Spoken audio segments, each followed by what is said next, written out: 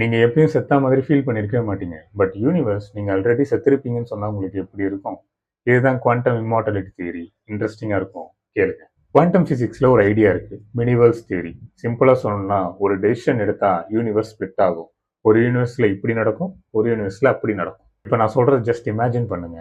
நீங்க பைக்ல போயிட்டு இருக்கீங்க. ஒரு ஆக்சிடென்ட் கிட்ட போயிட்டு உங்க ஹார்ட் பீட் ஸ்டாப் ஆகுற நேரம். அக்கார்டிங் டு திஸ் தியரி ஒரு யூனிவர்ஸ்ல நீ செத்துருப்ப. இன்னொரு யூனிவர்ஸ்ல நீ சர்வை பண்ணிருப்ப. உன்னோட கான்ஷியஸ்னஸ் நீ எப்பவுமே சர்வைவ் ஆகிற யூனிவர்ஸ்ல மட்டும்தான் கண்டினியூ ஆகும். ஸோ நீ செத்தா மாதிரி ஃபீலே பண்ண மாட்டேன். நம்மள நிறைய பேர் சொல்லியிருப்போம் இந்த விஷயத்துல ஜஸ்ட் மிஸ்ல நான் உயிர் தப்பிச்சேன்னு. எக்ஸாம்பிளுக்கு சொல்றேன், ஒரு சயின்டிஸ்ட் இமேஜினேஷன்ல ஒரு கன் இருக்கு. ட்ரிகரை புல் பண்ணா 50% டெத், 50% சேஃப். எவ்ரி டைம் ட்ரிகரை புல் பண்ணும் போது ஒரு யூனிவர்ஸ்ல டெத், ஒரு யூனிவர்ஸ்ல சர்வைவல். பட் நீங்க எப்பவுமே சர்வைவ் பண்ற வெர்ஷன்ல மட்டும்தான் எக்ஸ்பீரியன்ஸ் பண்ண முடியும். So from your point of view உனக்கு சாவே இல்லை. பட் இது ப்ரூவே பண்ண முடியாத ஒரு தியரி. பிகாஸ் நீங்கள் செத்தீங்கன்னா அந்த யூனிவர்ஸில் இருக்கிற வெர்ஷனை பற்றி உங்களால் பேசவே முடியாது.